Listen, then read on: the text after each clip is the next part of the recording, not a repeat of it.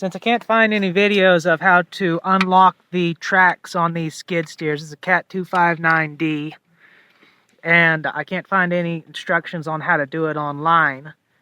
I have driveline burst on this side here, the left track, and I contacted Cat, and the technician told me to loosen these bolts around this sprocket.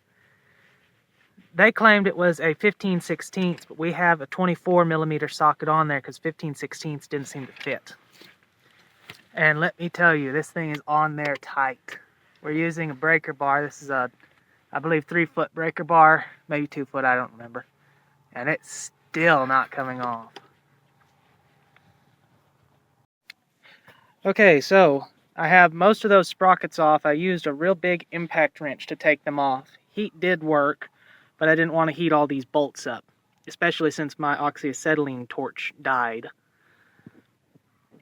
But the problem is, there's these metal plates in front of the bolts. We got most of them off because the skid steer had a little bit of extra hydraulic fluid that I could move with. But it literally died with that one bolt remaining. So I have the track tensioner here open up. This is probably how you're meant to do this.